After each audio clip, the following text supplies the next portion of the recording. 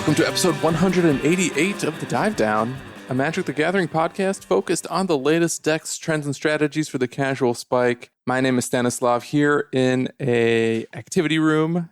It's a rumpus room. That's a total rumpus room, my friend. You getting rumpusy? In northern Wisconsin, just surrounded by wood paneling. Are those our nation's Great Lakes on the wall? It is the Great Michigan Lake. Any other lakes? Isn't Superior in Wisconsin? Huron? No, I don't know what you're talking about.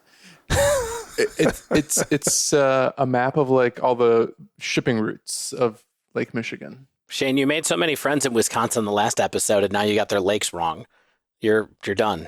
Is there one of those evergreen shipping containers blocking up one of the famous ports of Wisconsin? You know what else this is a map of? Direct quote, soundings and feet and fathoms. Yeah. That's a really good first album name. It's my favorite. That is a good. Yeah, Jim O'Rourke, I was going to say. That's when we finally get to work with Brian Eno. That'll be the name of the record. Yeah. The soundings of feet and fathoms. All right. I got Shane in Denver, Colorado. I got Dave in Chicago. We hear y'all. You know what? Somehow an episode materialized out of thin air. And I was like, well, maybe we'll get some spoilers. And we kind of did. We got so many spoilers. We'll see how many of them are good or interesting. But after this week, we are so fortunate. I am so fortunate that we got spoilers because I would not have been able to do anything else. Since I talked to you guys, I had to clean out my whole basement myself. With a friend helped, but clean up the whole basement. Got a puppy. Like I said last week, the puppy keeps me up all the time. Barely lets me work. Bites me all the time. And my wife broke her ankle, and so I'm caring for her. I'm doing all of this on my lonesome. I'm so scared. You'll get through this. The kids are so helpful now, I'm sure, at this point. They're very helpful. They're not helpful. And I think to make matters worse, Dave, you've been relegated to a closet. I am in a closet right now. You can see most of my wife's, not wives, jewelry and shoes behind me right now. But you know what? I think the sound quality is better. Tell me what you think. It sounds good to me. Yeah, I like it.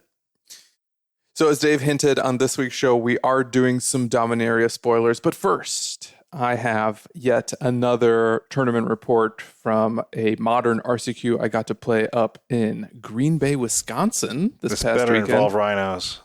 Oh, the Horndogs are clomping.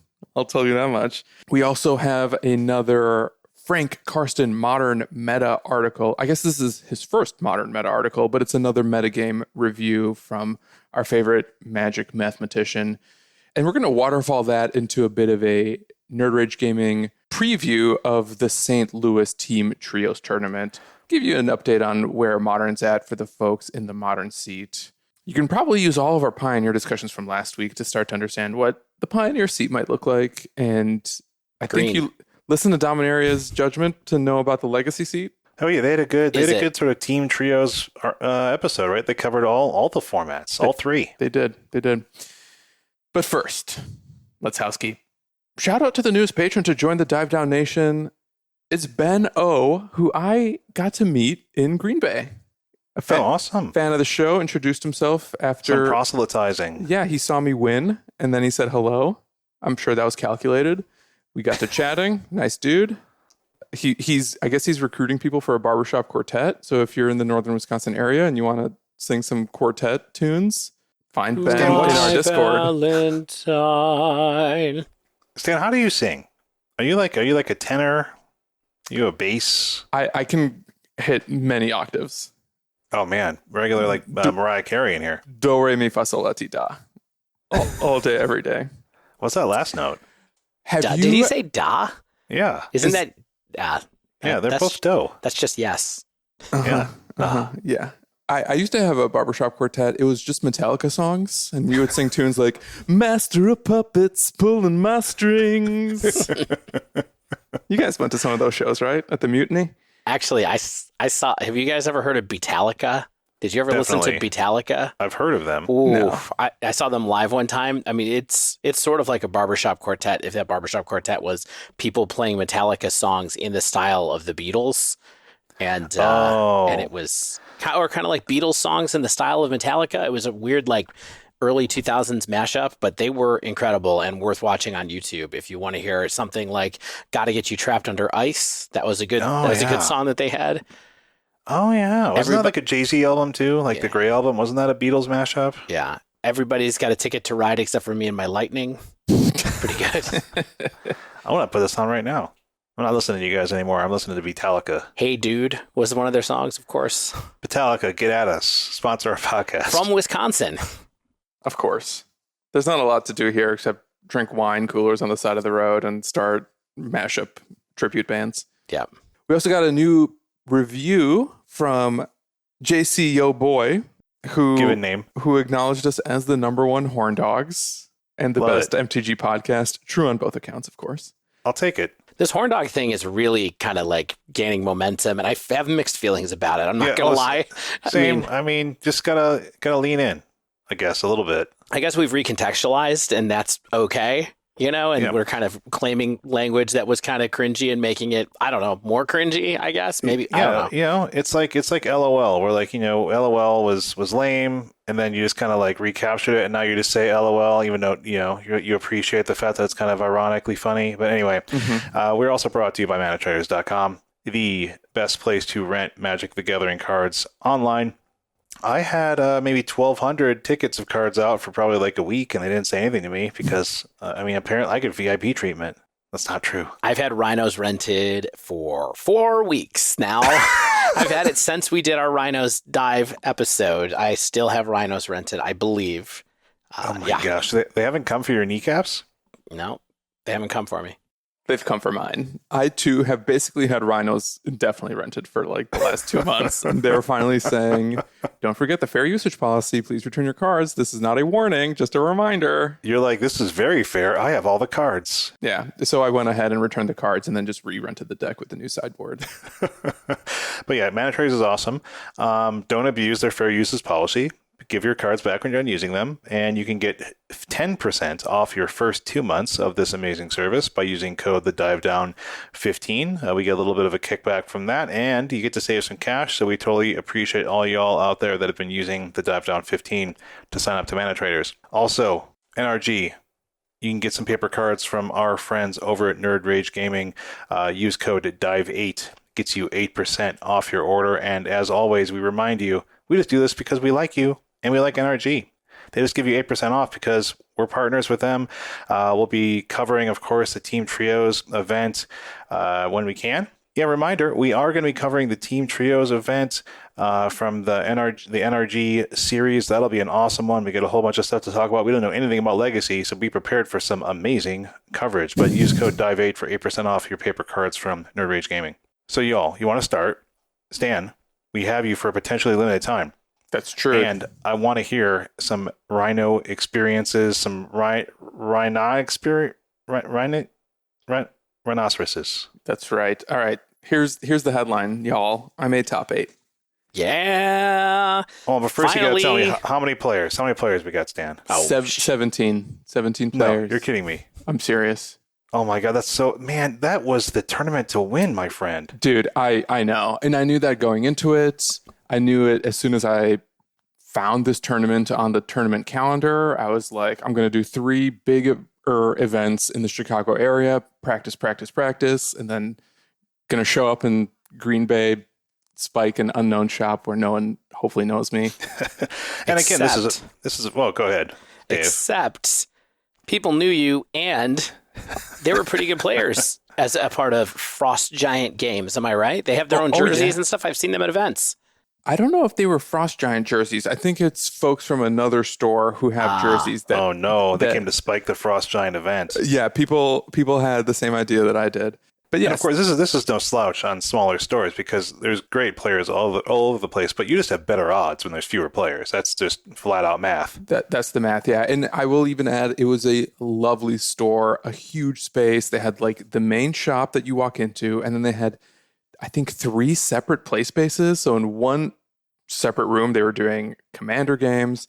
The Modern RCQ was in a whole other room that had its own exit to the parking lot. So I was able to go and sit in my air-conditioned car between rounds and eat Cliff Bars. Really, really cool shop. Great crowd. I had a great time. And I finished in 4th. That's what it is. I made top 8. I got to the semifinals on camera. They streamed that event. It looked great. Yes, and I went 4-1 in the Swiss. I lost to the same person in the Swiss that I lost in the top 8, losing to Blue White Urza 8 cast. Whoa. I don't think I took a game in either of those matches. I definitely didn't take a game in the top 8 match, and I don't think I did in the Swiss either. Just got my butt handed to me. Constructs get big, huh? Constructs get big. They can cast a fairy. They can cast Metallic Rebuke. Yeah. They've got Chalice post board. Esper Sentinel is kind of scary sometimes. Maybe it shouldn't be. I think that's one of the lessons I learned is maybe live in less fear of Esper Sentinel. That was, I think, my big... Shane, you saw my match, I think. I don't know if you'd call it a misplay, but maybe just the wrong decision I made in game 2 of the semis was I killed an Esper Sentinel and then I couldn't Mystical Dispute a Lavinia, and that Lavinia just set me back 4 turns. And by the time I answered the Lavinia, that had to Farron Chalice down, and I was just playing real sloppy. I got 2 GRVs in that match, my only GRVs of the day. Whoa! Whoops! I was just not in my element that time. You got tilted. A little bit. So yeah, I mean, I didn't. Okay, so I had you streaming on my phone. I was visiting a friend in glorious Netherlands, Colorado, and so I was trying not to pay attention too much to it. I gotta say, that's okay. That's okay. I snuck into the bathroom and watched a little bit. I'll tell you that's an honest truth. Just standing there with my phone in my hand. I was at dinner, a 40th birthday dinner, and I had it on the table, and I was trying to watch it with one eye, and someone next to me was like, what are you doing? And I was like, that's my friend. That's my friend. On the internet. He's on TV, the little TV. He's on my podcast. And then I had to talk about podcasts again. No, but I mean, I do think, so let's talk about Esper Sentinel, since that's the topic at hand, right? So Esper Sentinel is definitely one of those cards that I think it can sort of be like a Renin 6 type thing, or just any kind of small card where you're like, they're going to get a lot of advantage out of this if I let this go. If I don't attack into this Renin 6 or point some burn at this Renin 6, they're going to do a lot with it. And sometimes it's does it matter? Right? So they're drawing cards with Esper Sentinel. What are they going to do with those cards? Am I putting the proper clock on them?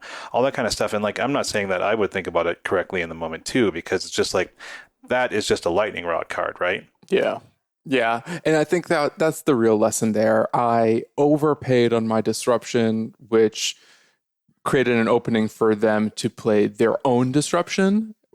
And as a result, it sounds a lot like our burn conversation. I couldn't counterplay. Yeah, it does. And maybe I should have taken that to heart.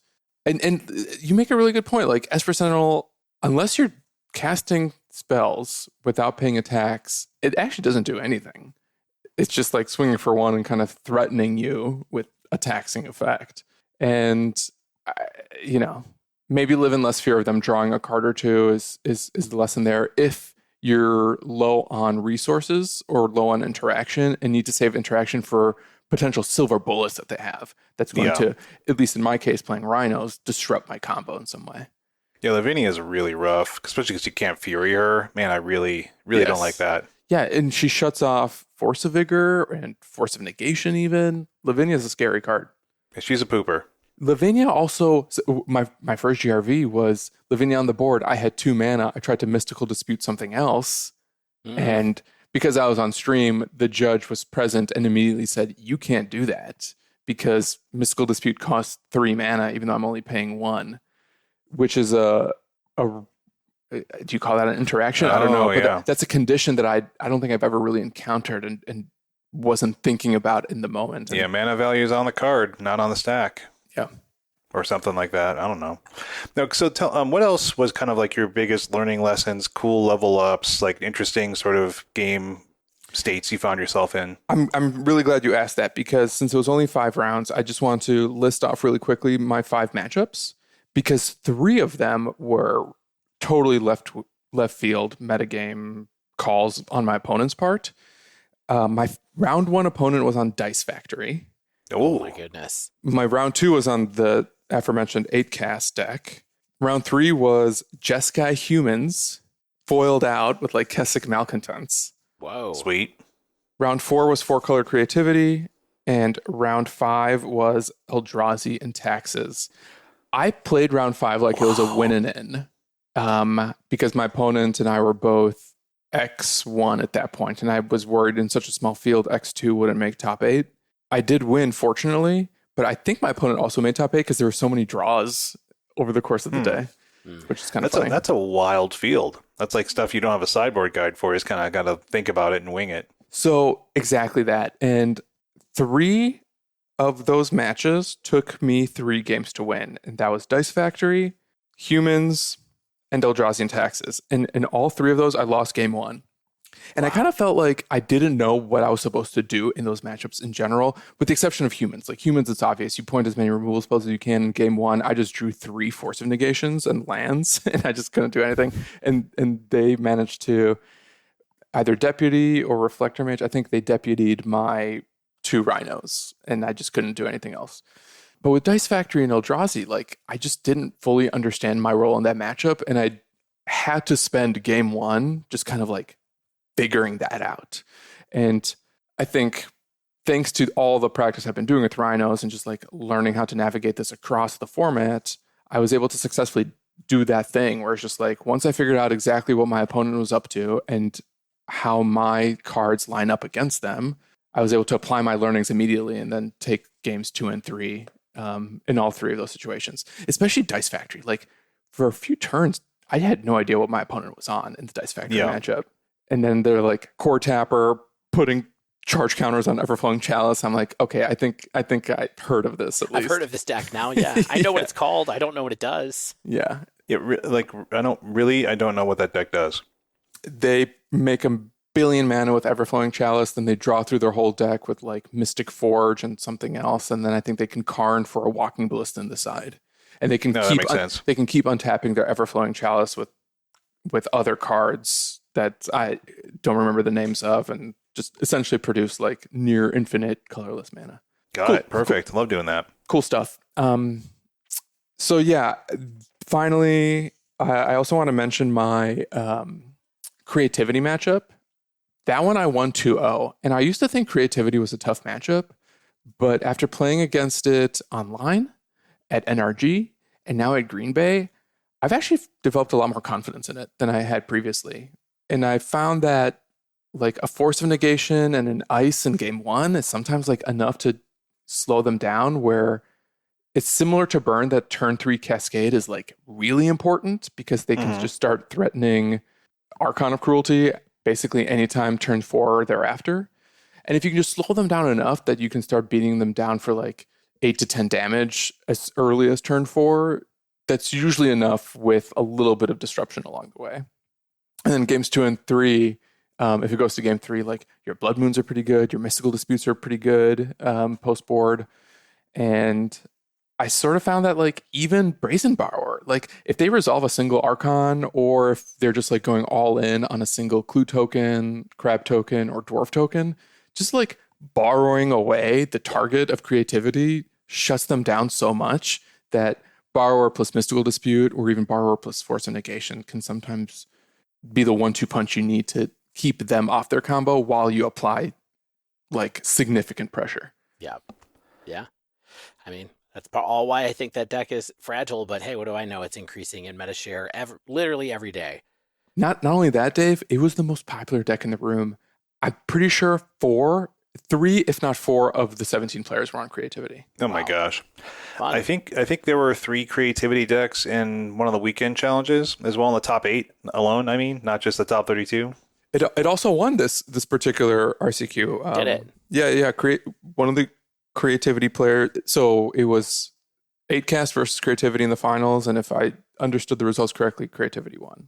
So there you go, Dave. Yeah. Lesson learned for you. I know. It's just going to keep coming back and keep coming back and keep coming back.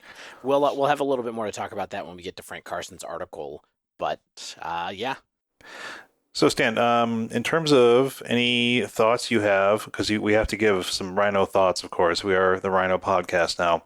Anything you do differently? Any thinking you're doing differently with the flex spots or sideboard spots right now? Or just, I mean, that the meta you face is not one's typical meta, unless your store is very much like that. Sure. So I really felt kind of tortured about how to build my deck for this tournament because I could not make any predictions about what the room would be like. Totally unfamiliar room, didn't know anyone in there before I went. And I decided to kind of just play the most stock version of Rhinos that you can imagine. So still keeping 25 lands because I'm a strict believer of 25 lands to make room for a second Boseiju. But then rather than doing main deck endurances or subtleties or anything else, I just played 3 Bone Crushers and a Prismari command. And for this tournament, at least, I felt like that was the right call. My removal was really relevant. Bone Crusher, Stomp in particular, was super important in a lot of my matchups. Just having like a little extra point removal, either to go to face or to get a human or a meddling mage or anything out of the way.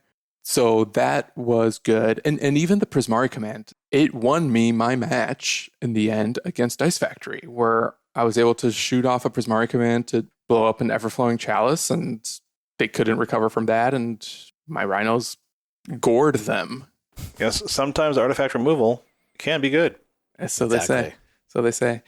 And yeah, and I used to feel like Bone Crusher was just the worst card in the deck, but I feel like maybe I've come around to that thinking a little bit too, that there's a time and a place that Stomp, damage can't be prevented, is relevant. And I was really happy with my deck choice after the tournament, and I don't think I could have done anything differently against Affinity, except maybe play like Shatterstorm in the side, which is something you only do if you know, and I didn't know.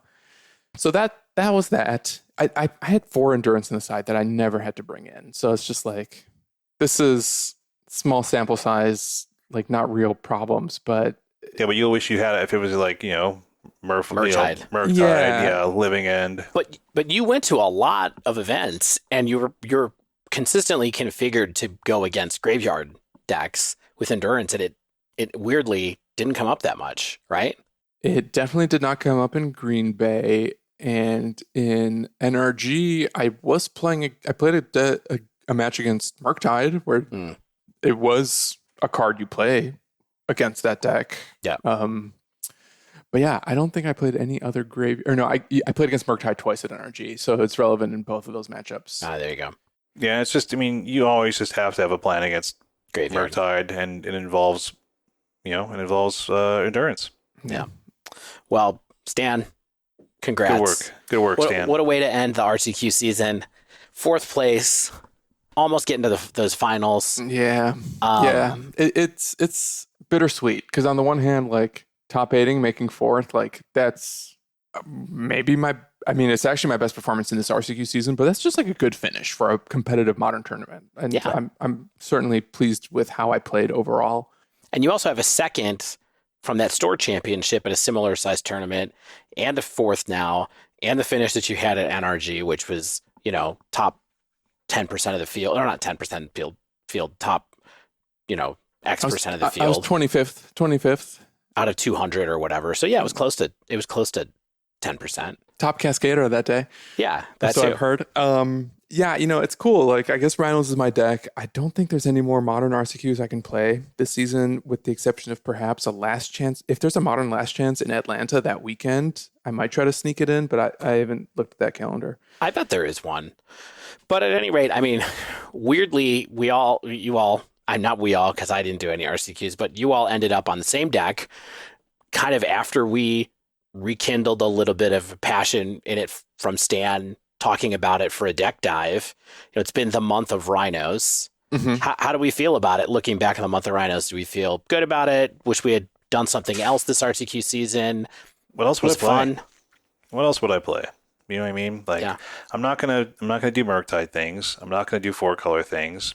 I think Hammer's one of those decks where I'm just like, well, then I got Fatal Pushed 5 times, or Unholy. It's just like, I don't want to play that game where it's like I've got to blink around, people's removal and stuff like that. It's just, I just don't know what other kind of deck I'd really be into besides like maybe Yawgmoth, but even that, I just feel like, like we've been talking about, I really like the gameplay of Rhinos, and I still think it's perfectly viable in a metagame, the metagame that's out there. So I mean, Frank might disagree, but I also, I mean, of course, that is based on representation as well. I think a lot of people online are very off rhinos, and I don't really know the reason for that. Besides maybe the fact that they just don't want to keep going up against Murktide. But I think the Murktide matchup is not like 60-40 even. I think that it's perfectly well.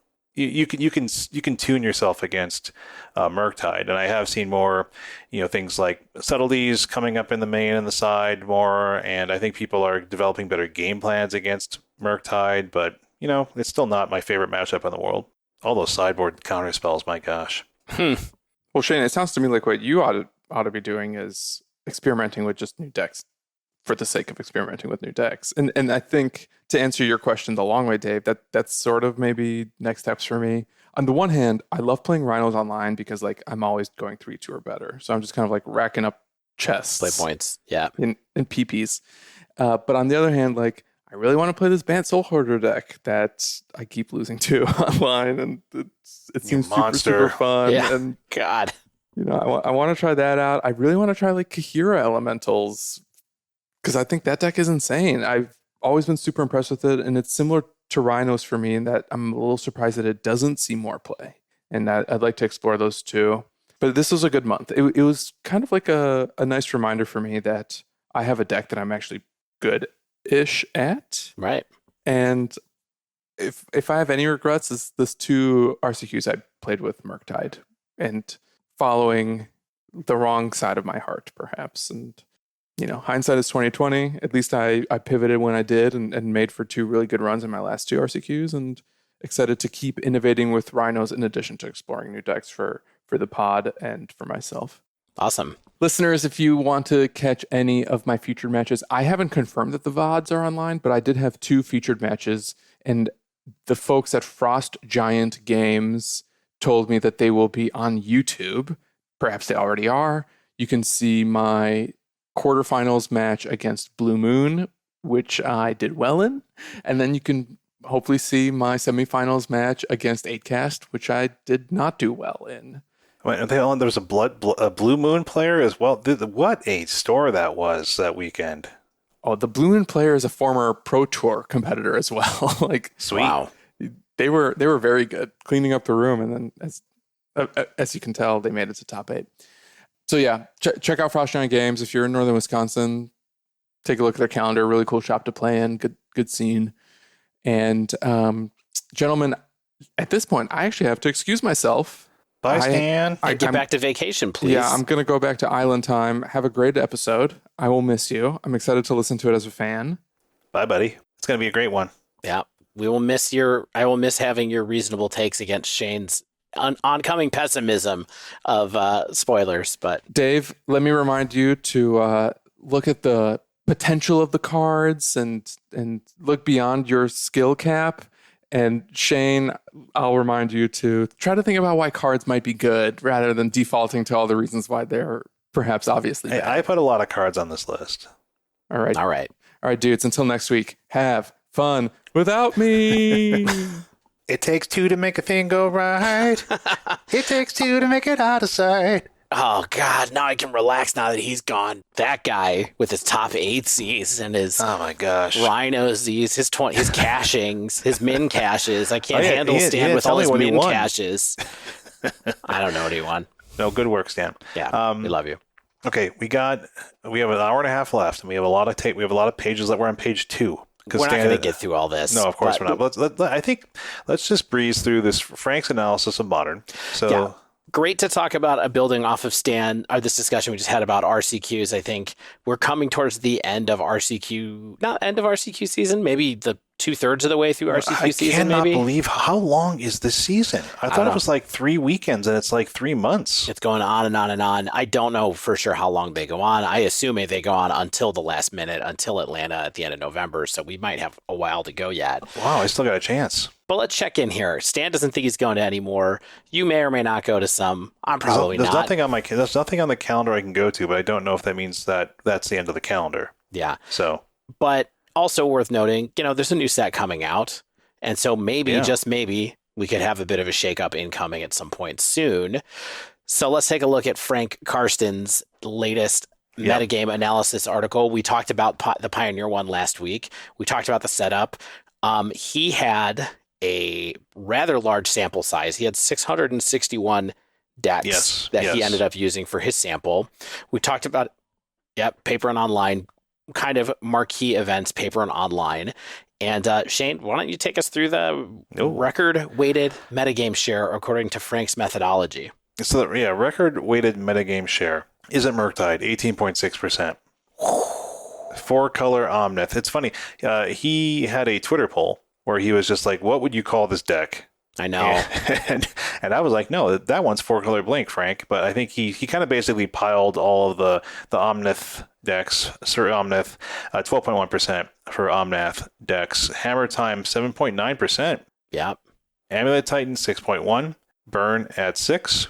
Living End at 5.9. And there's our above 5%. Yeah. So let's stop there for a minute and look at this kind of first tier of decks from him and give some real-time reacts. And I think you heard my real-time react to this, which is 18.6% Murktide. 18.6. So Dave, I mean, let's just say this here. So it's 18.6. It is not just who showed up. This is a weighted with Frank's weighting system.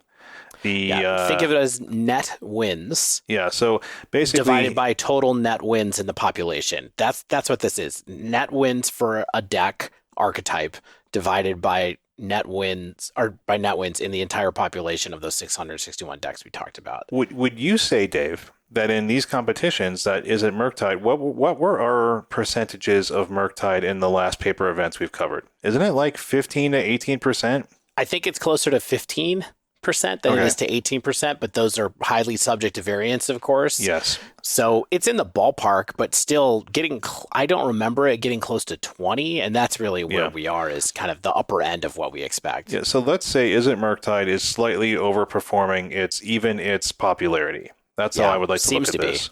Yeah. Yeah. And I'd say 4-color Omnath is maybe about where you would expect. At least it's where I would expect. Yeah, it's certainly where I would expect. I would expect it to be the second deck. I feel like 12% from it is maybe a little underperforming its raw meta share, but hard to say without seeing the numbers. But I kind of thought that it would be closer to Murktide, but it's kind of splitting hairs. It's still only 660 decks. It's 1 week of results. Yeah. Maybe Omnath just got a little bit less popular for a minute, but certainly these are the two decks we expected to be at the top of the list. They're still at the top of the list. They'll remain at the top of the list for a while. And I'd say the next three, mildly surprising, perhaps. All of them, I think. Yeah, because I think you look at Hammer Time as like a deck that had its time, and then it's like sort of gone away, and then it's the hardcore Hammer Time players, the Will Krugers, and who's the player that brings their own brew of it and like top 8s, all these challenges on Magic Online. It is Crusherbot. Crusherbot. Thank you, Dave. So yeah, I mean, I think you kind of look at it as like maybe an experts deck at this point, and it might still be, but I think that Hammer Time is definitely creeping back up into be the top tiers of the format. Yeah, I think that a month ago or 6 weeks ago, the perception was really heavy that Hammer was only for the people who are the real lifers. The real Hammer brothers, the real Mario skill that was the coolest one. But I think that for some reason, it's gotten much more broadly picked up by people who used to play it. And coming in third is a big, big surprise to me, because I feel like now it does match its representation on Goldfish. Yeah. For whatever that means at this point in time. But I certainly feel like it was a lot lower about a month ago. Yeah, I think people just realized, hey, it's still pretty decent. We've talked about this somewhat recently, I think, because it's been pretty popular. It's about the paper events that we've covered. And so it's good to see that Hammer is still around. And I think the blue-white version is just kind of where you want to be right now. I think the reactivity rather than proactivity with like the Thoughtseize style builds, it just makes more sense. I think the silver bullets out of the sideboard with like Lavinia and Mana Leak and, of course, cards like Drannith Magistrate and such can be cast just with white. But I think that the blue gives you the opportunity to, cheeky Spell Pierce, cheeky Mana Leak someone, and that does a lot. That's true. All right, Amulet Titan in fourth. Another deck that I think people have felt is sort of falling off a little bit, but it's always just maintaining itself in like the 4 to 5% on MTG Goldfish. It's been rising up, I think, quite a bit over the last month. Like, actually, sometimes, do you ever do the sort, Dave, where it's like you sort by 90 days, by 30 days, by 14 days? And like Amulet Titan has been exactly the same. It's been 5% of the meta over the past 3 months, over the past 1 month, over the past 2 weeks. So wow, Amulet is exactly where it needs to be, I think, and Amulet pilots are going to want to keep playing it, and I think it has sort of a raw power level that can't be trifled with too easily. Yeah, I mean, this really doesn't match what we've seen in paper or big events when we've looked at the meta, though. You know, Amulet Titan has been more like 8th in meta representation, and a number of the decks that are below this 5% threshold have been in the 4th, 5th, 3rd place, and we'll get to those in a minute, because there are some notable decks missing from this breakdown, or at least from the top end of this breakdown, and I'm thinking of 2 or 3 things in particular. But yeah, Amulet Titan coming back, I think that, you know, I don't love it, but you know, I think there's a lot of people out there that are glad to know they can still play their deck. Yeah, I mean, speaking of playing your deck, Burn at 6%, I honestly refuse to believe this is because of Burn's power level. I think it definitely is less than you see the representation on Goldfish. That's always like a 6 to 8% deck, and this is slightly below that. So I don't think Burn is an extremely good deck. I think it's a consistent enough deck with enough people playing it where it will sort of hang out in that range till the end of Modern's existence. Yeah, I think totally true. I think that what was really interesting is that you pointed out that team event from over the weekend. What was that? Was it SCG Syracuse, Baltimore? That was Baltimore. Baltimore, where the match win rate of Burn was like 38% or something. That was the Modern 5K on Sunday. But yeah, Burn was like one of the more represented decks and had like a 38% win rate. But of course, yeah, it's just that's the kind of stuff you see with Burn, where it's like, oh, we got a 40% win rate on the day for Burn. And I think that I lost to Burn last weekend. Burn was in the top 8 of the 70-person event and stuff like that. And I think that Burn can find a way, but I think that's I think you do have just a slightly uphill battle. You have to draw slightly better. You have to think slightly harder for your wins nowadays, and that's not necessarily where I want to be all the time. Yeah, I love not thinking. Yeah, hard for me to not think, but sometimes I think so much I don't think. Living End, highest Cascade deck somehow at this point in time in this particular sample, and way more than Team Rhinos, which came in 14th place with 1.8%, and Glimpse of Tomorrow, which I expected to have more of an up arrow next to it, is at 1.7. Those are the 14th and 15th decks on Frank's samples. So Living End way out in front of those. Yeah, I wouldn't be surprised to see Glimpse creeping up over between this metagame, record-weighted metagame share, and the next one once he has more data, I think, for Glimpse decks. Because I do feel like they're reaching a crescendo at this point. I think better players are bringing the decks. Like I think some of the top players in the room at my RCQ or on Glimpse. So I think it's a rising star. But yeah, Living End, like we talked about just last week, 2 weeks ago. When was that? 2 weeks ago, yeah. 2 weeks. Yep. With CCR. Yeah, it's a good solid deck, and I think it has a good game plan, and it's definitely just more of a door close than casting a couple of Rhinos. So like if you want to maneuver yourself into those particular game situations, then more power to you. Living End them. Absolutely. And going below the 5% mark, this is where things continue to get interesting to me. So I'm going to go through down to 3% from here. So in 7th place was Indomitable Creativity at 4.7%, then followed by Yawgmoth at 4.4%, then Grixis Shadow at 3.1%, and Mono Green Tron at 3.0%. Creativity. Yeah. Creativity suddenly in the top 10 of MetaShare decks by performance and representation here. And that is overperforming its representation, I think. I think so too. And this deck is just going to haunt me after what I said a couple of weeks ago, I guess. Enough so that I'm kind of like, maybe I should give it another try again. You just put the gauntlet down for all the players out there to be, hey, I want to prove Dave wrong. I'm going to do well with Indomitable Creativity. And they are. Find me on Twitter, and I want to ride along on someone's league on Twitch. Get at me, creativity players. Let's do it. I want to watch. I want to learn. Show me how to do it right. Yawgmoth, 8th place. Yawgmoth, always in 8th place. Mm-hmm. Yawgmoth never picked up by other people. I don't know. It never gets up, never goes down, always has a great win record, as we know. We like it. I don't think that any of us think that it's like a absurdly powerful deck or some kind of uniquely positioned meta breaker, but it's always good. I look at Yawgmoth right now as like the better burn, even though it's a completely different deck, right? Which just like it's got its consistent people who like playing it, and then it's like a 55% win rate. Yeah, I mean, I love all the kinds of burn. There's burn and mill and Yawgmoth. They're all the burn decks. Yeah, I mean, Shane, what are you talking about? No, I just mean in terms of like player profile, right? Like there are people who just are going to very few people are going to just be like, I'm going to play Yawgmoth this weekend. Do you know what I mean? Like, I'm not going to pivot into Yawg, right? Yeah. For like an event. Like, I'm going to become the Yawgman and live it for a while. And I think that's kind of like the same type of people probably play like Living End or Burn or Titan, I think, more than other decks that maybe people might pivot more easily into. And I think Yawg is just kind of like, if you're into it, you're going to play it and you're going to do pretty well with it. You're going to be like 53, 54%. Yeah, that's exactly kind of how I feel about it. All right, next couple of decks on this top 15, because we don't need to talk about Grixis Shadow, which is, pretty medium right now. I've seen people refer to it as bad Murktide. I somewhat tend to agree that they're very similar anyway. And then Mono Green Tron, fine. Mono Green Tron still hanging in there. But after that, the rest of the top 15 decks are Azorius Control, Rakdos, Undying, aka Scam, Affinity, Team of Rhinos, and Glimpse, as we already talked about. 1.8% for poor Rhinos. Yeah, I mean, we're just suddenly become very indie to be a Rhinos player. I'm fine with it.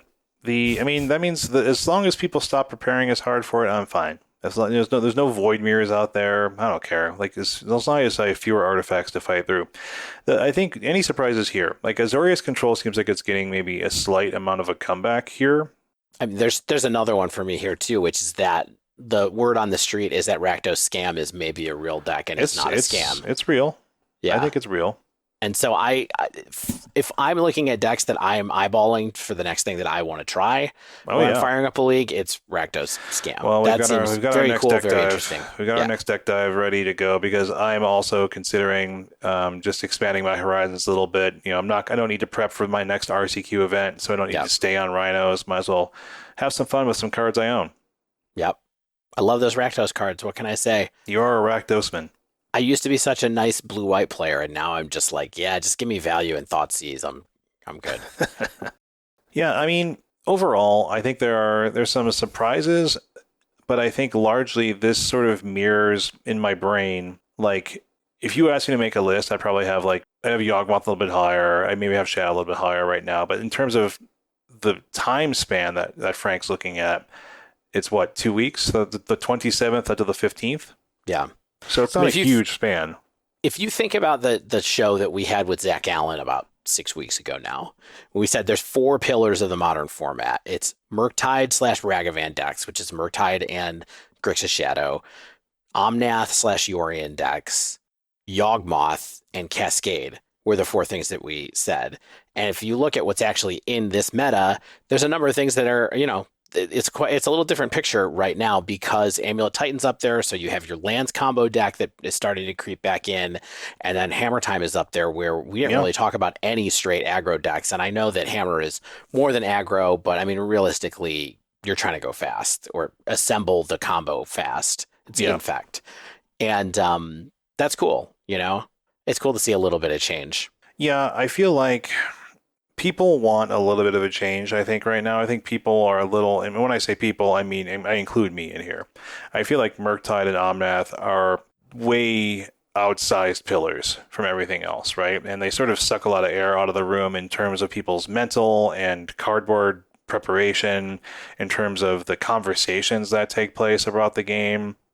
And I'd love to see something shake it up. I'm not saying that we need to force a shake up, right? I'm not suggesting any kind of bans or anything like that, but I'm hoping that just the natural churn of the cardboard that comes out will kind of allow us to have some shifts here, because I don't feel like this is shifting naturally, right? Like people are prepared for Murktide, they're prepared for Omnath, but these decks still keep pounding.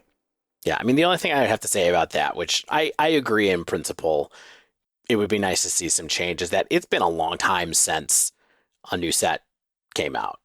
I mean, what are we talking about for Capenna? Like, was that 3 months ago?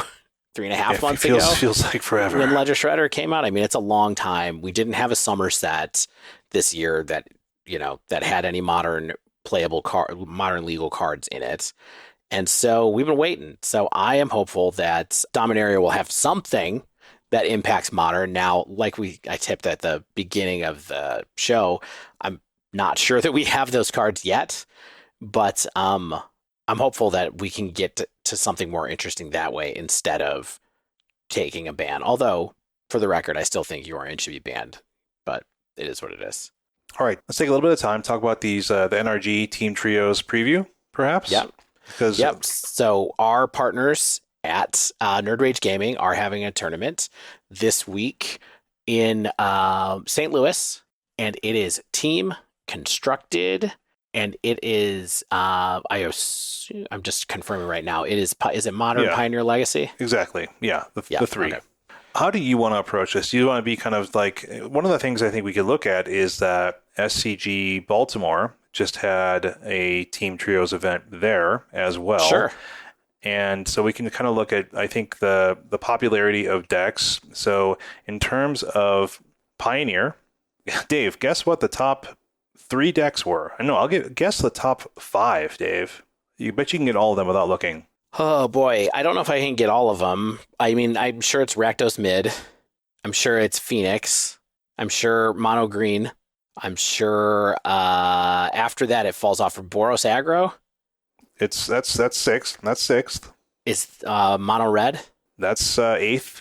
Eighth. This is going downhill fast. All right, let me know the 2 that I missed. Azorius Control. Oh yeah. Azorius Control and Mono Blue Spirits. In fact, Spirits is still in the top 5. That's the one that I didn't think would still be there. Maybe we're gunning for the top deck. So in terms of the decks that were listed here, we have Devotion first, Phoenix second, Rakdos mid third, Azorius Control fourth, and Mono Blue Spirits fifth. Closely followed by another of other format stalwarts of Heroic, Grease Fang, Mono Red, etc., etc., etc. And then our modern is exactly what we were just kind of talking about. We've got Murktide, 4-color Blink, Living End, Burn, Titan, GDS, 4-color Elementals, Hammer, all that kind of stuff. Yawgmoth. And then Legacy, which I don't even feel remotely capable of talking about, so we won't, is things like, Delver, the 8-cast deck, and Death and Taxes and Elves and, that kind of stuff. But anyway. And Delver. Don't forget Delver. I think people are going to bring the good decks in the same way that they have been. There's no shakeup that's coming for this particular tournament. People are going to bring, I think, what they feel is safe. I do think that there's a mentality of you don't want to do anything a little bit rogue, because then unless you really can convince your partners. Yeah, and also there was a little bit of a shakeup on the last from NRG Chicago. Worth keeping in mind that Joe Bernal is now the leaderboard for the entire season as far as the points go. I don't think he was before. And in season 2 points, I'm trying to sort the leaderboard by season 2 points right now. Zach is still ahead, but I know that Zach Dubin also went up on the field a good amount as well. So there is, Zach Dubin might be in the lead on season 2 now, actually. Yeah, Zach Dubin's in first with 44 points. Zach Allen is in second with 39 points. Josh Warsaw, 38. Robert Hayes, 35. Scott Polera, 34. And then it kind of keeps going from there. So there was some changing that happened over the last weekend here. I feel like there's a lot of people here who are still in the hunt who weren't, the standings didn't change a huge amount from Chicago, although there's a new person in the lead, really good player in the lead, the winner of the last event. So it does make me think that the best players will probably be pretty conservative with what they bring. Long way of saying that I agree with you, Shane. Yeah, no, I love the long way to agree with me. As long as we get to the proper destination, Dave.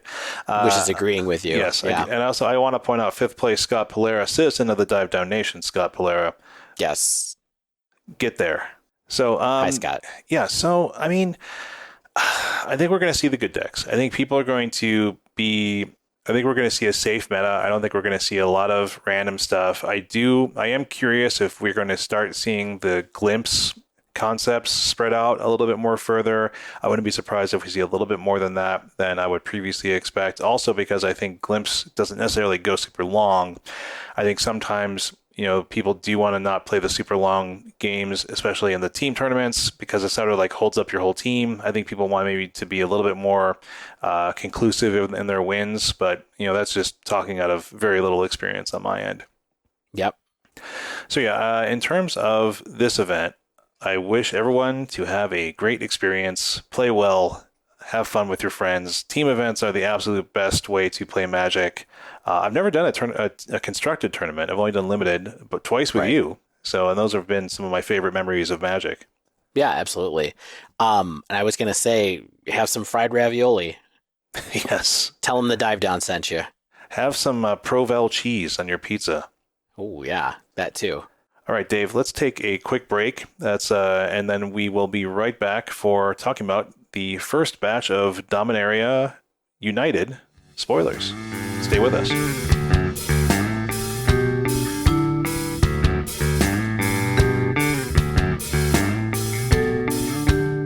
So I got something I've been waiting on for a while, and it is the shaving soap and the aftershave lotion, kind of like the splash of Le Grand. I'm going to butcher this, Chypre.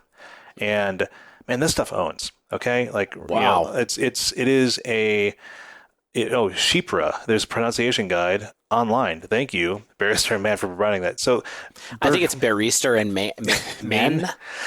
Bergamot, lime, laburnum. I don't know what that is. Oak moss. Touch of patchouli, elegant citrusy heart, which I'm into. See, I like more lighter notes. I don't need like a lot of sweetness in my fragrances. I kind of like something that's a little bit fresh, but not just sort of a generic aquatic-y smell. And I think this is one of my new favorites. I love the quality of the soap is always awesome, but the fragrance of it and the splash are an awesome combination. I also got, Dave Wallen, what did you get before I go on? So Will understands that I do not really shave and I don't use a razor. So my relationship with Barrister Man is much more in the soaps zone and the aftershave splash and that kind of stuff. So I got a drop that had a bunch of bars of soap in it, which I desperately needed. I'm telling you, find a fragrance you like and get the soap. The soap is wonderful. It adds so much to just kind of every day. I've been using the Bay Rum. Oh, nice. Lately. I had that the last couple of packages, and believe it or not, and Shane, my wife. Yes. I finally actually got a compliment from her about how I smell nice. No. She was like, "You smell nice," and I was like, "Really?" That's way better than a stranger at the grocery store. It is. Yeah, to have your wife actually pay attention, it's amazing.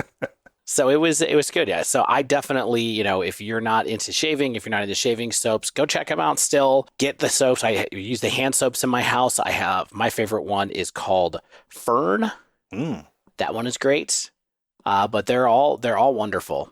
Yeah. So I will do a further review of the other scents that will set my way as well. And I did get I got a bar of the Grand Chypre soap. So I need to bust that out because I've been so off bar soap and I'm just afraid to go back because it's just like, it dries my skin out. I don't love it, but I'm going to check this out and I'll report back. So if you want to get 15% off your first order at Barrister and Man, which you do, it's great stuff. Use the code TheDiveDown15 when you check out, and that lets Will know you came from us, and we appreciate it. Citizen of the Nation will appreciates it, and I think you will when you get that box. Thanks.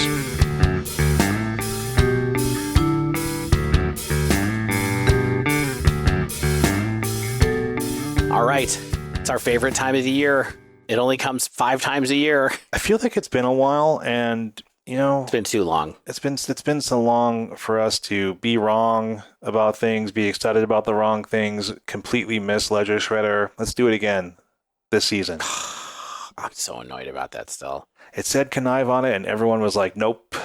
Yeah, not paying attention. There's 2 connive cards that are good. Don't forget. I know. Yeah, at least 2. But anyway. All right, here so we are, we got a Dominaria bunch of stuff. United. Yep, we talked about a few cards last week, but now we have a lot more things to talk about. Shane, yeah, we even got new mechanics that we didn't even have in the intro. We had this. Yeah, I I think this is good because I think it's just a good piece of design. Okay. In the stun counters. And let's talk about it from an aesthetic sense rather than a modern playability sense. I mean, this could be stun counters. Basically, what this is like, all those cards that have said forever, like does not untap during the next untap phase or something like that, doesn't untap during its controller's untap step, blah, blah, blah. Yep. And you're just to be like, oh, that one doesn't untap, don't forget, And what stun counters are kind of an elegant upgrade, I think, to that because they provide a visual representation of that reminder text, but they can also stack. Right. So you can accumulate more. Yeah. So like this card, Impede Momentum, for 1 in the blue, it's a sorcery. You tap a target creature. You put 3 stun counters on it. 3. And that's a lot. Yeah, that's what I'm saying, dude. If a permanent with a stun counter would become untapped or move 1 from it instead. So basically, this thing's tapped for like, what, 3.5 turns? Yeah, 3 turns. I mean, yeah, you get to attack into it 1 time, and then it doesn't untap 3 times. That's kind of a lot. Yeah. And then it has Scry 1. Yeah, and then Scry 1. Look at the top card of your library. You may put the card on the bottom of your library if you didn't know what Scry was. So yeah, I mean, I think this, that's what Scry does? Yeah, weird, right? All these years. This is a nice piece of limited interaction.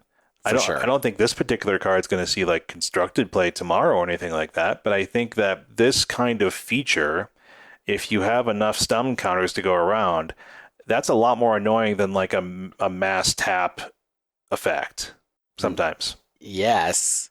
But when do you think we're going to see the card? Have we seen a card yet that says put stun counters on a land by any chance? Ooh. Do you remember back in maybe Shadows over Innistrad when they were playing around a little bit with red cards that made it so that, like there was a vampire that was like 3, it was like a hill giant that when it came into play, target land doesn't untap next turn. Oh, nice. So you could have one of your opponent's lands not untap. That could be interesting too. Yeah, I mean, I think there's a cool design space here. I like the just visual representation of it. I think it's cleaner. I think it has more opportunities for design and play. So I'm all for stun counters being a thing. Yeah. All right. So the other mechanical theme that I think we've noticed that I would love to mention here at the top, because I don't think there's any cards that are playable from it yet, although Shane might disagree, is there are some cost reduction mechanics in this set that look like they're cycles, right? So the first one is the Defilers.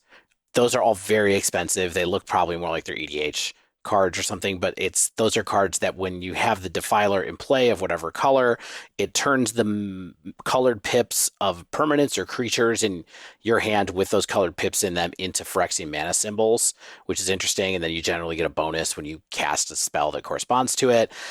The blue one's been spoiled, and I think the white one has been spoiled so far. They're both too expensive, but who knows? Maybe we'll get a cheap one in one of the other colors. Maybe, who knows? Possibly. Or one that affects spells. Like maybe if the red one affected spells and some kind of terrifying ritual kind of idea, like maybe that would be a thing. So I would keep an eye out for that. The other thing is these cards in the graveyard cards. And those are cool, but we've only got a few of them so far. Shane, I know you're a fan of the blue one and the black one. Is that right? I mean, fan. Medium? I think that we'll talk about those. Why you gotta spoil it so early, Dave?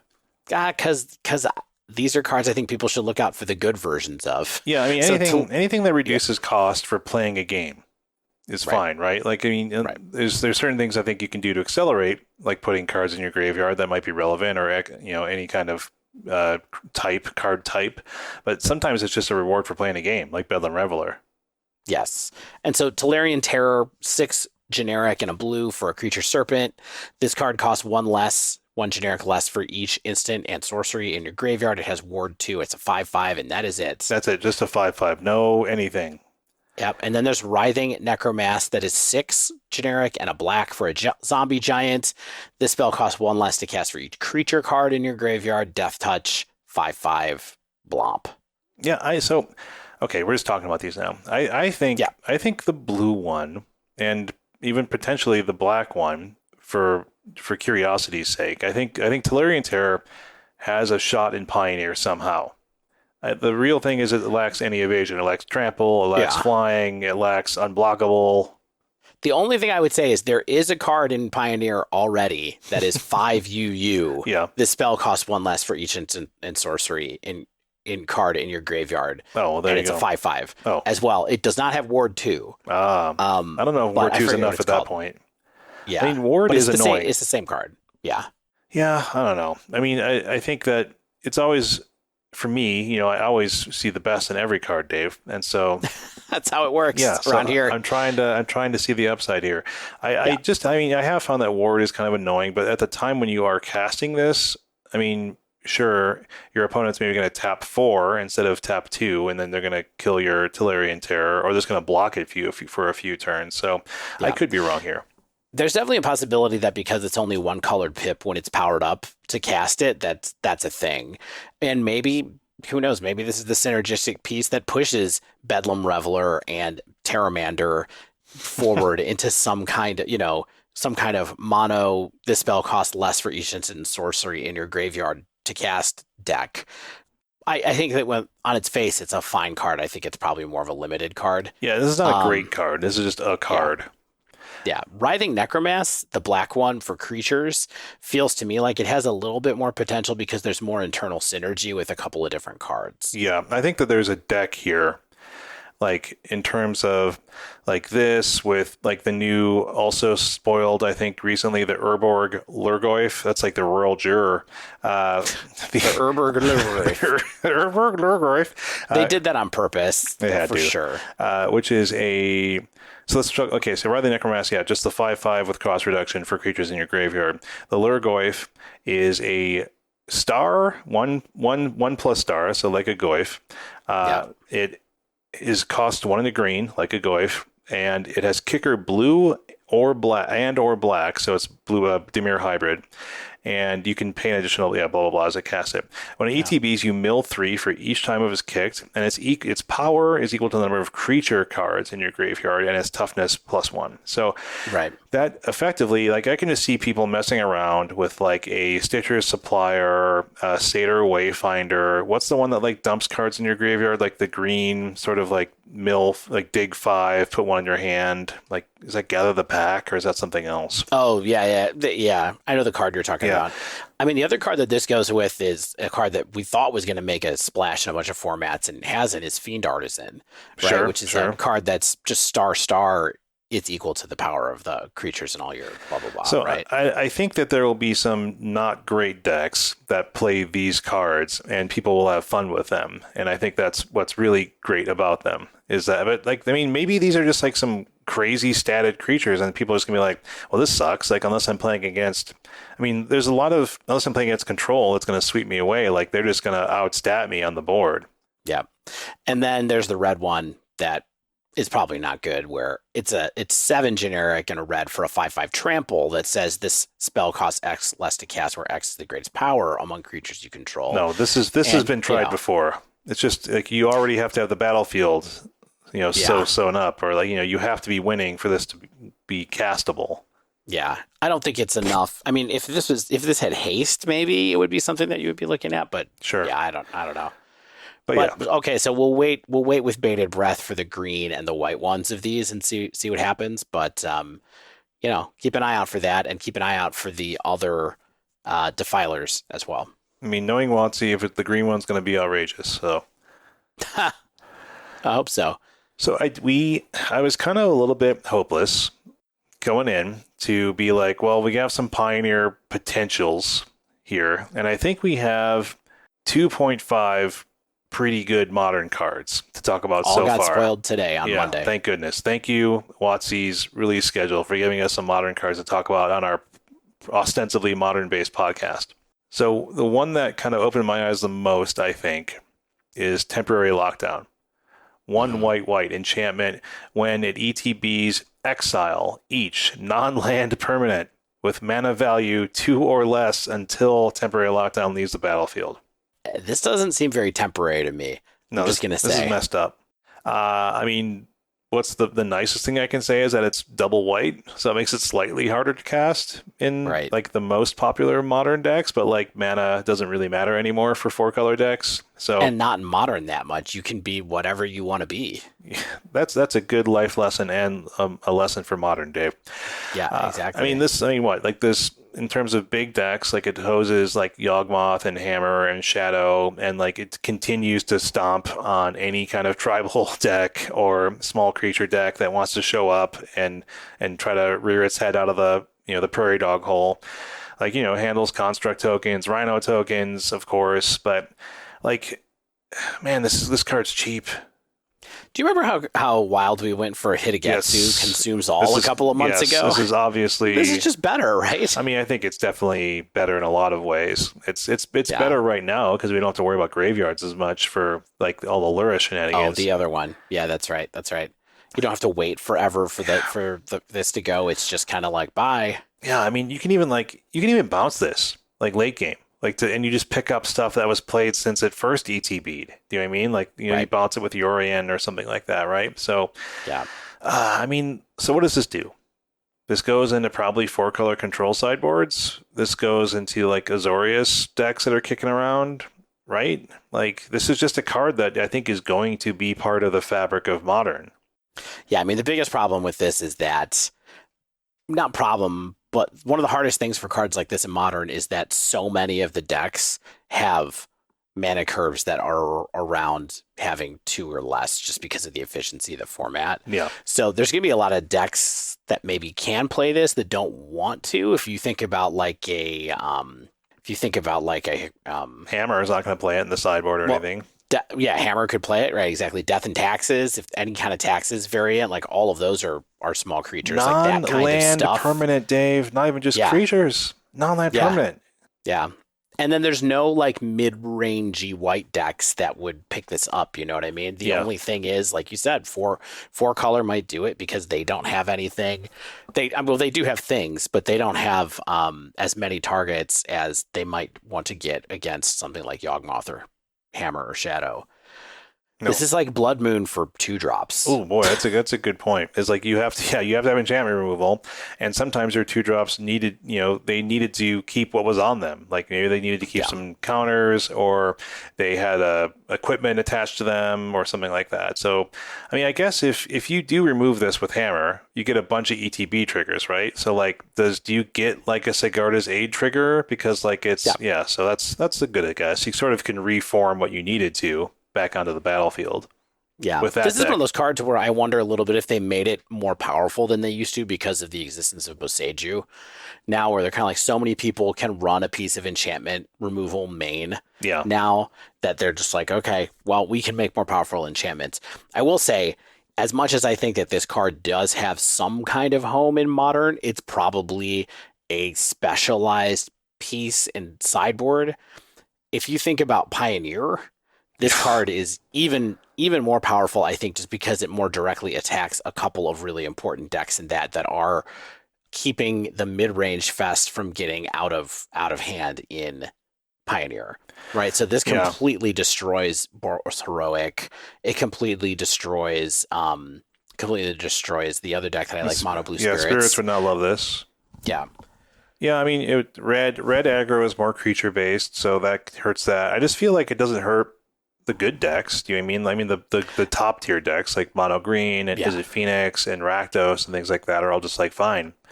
And also, notably, none of them can play this card, so maybe it doesn't have a home. I mean, I guess it has a home in Blue-White Azorius Control, which is very good. Yeah. So, I think this is a card that you will see play. It will be part of our formats. It will be something that you have to think about and can be considering, and hope your opponent doesn't draw if they can cast it. If you're playing decks, that matters. Switching back to Modern really quickly, you had mentioned that there was a little bit of an uptick in Blue-White Control. It's more like the decks that we saw maybe a year ago where it was like, oh, they're running Chalice main, and maybe they're running like really serious, like just kind of hate cards main. So it's like the slowest version of White. I even saw one that was running Subtlety. It was like Subtlety and Solitude and all that kind of stuff, where it's just kind of like, okay, we're doing the pitch elementals. We have some solid hate cards. And then now maybe we have this too in there to really help with problematic non-creature permanents. I mean, in a pinch, you could play this to get rid of like an Amulet of Vigor if you were really far behind and wanted to get rid of that and an Arboreal Grazier or something like that. So there's all kinds of weird things where this is going to come up. Yeah, I'm not excited about this one. Like, stuff like this casts a really wide net, And I'm not sure that we need to be afraid of the decks that are doing what this card is going to hate against, right? Like maybe Hammer is like, okay, maybe that's slightly too good sometimes, but I don't know. Yeah. Like, I feel like this keeps stuff that's already kind of hurting down even more. So, but we'll see. Yeah. All right. Karn's Sylex is the next one. You want to talk about sweeper effects. I feel kind of similar about this card as I do about Temporary Lockdown, to be honest. So Sure. Karn Sylex is 3 generic for a legendary artifact. Karn Sylex enters the battlefield tapped.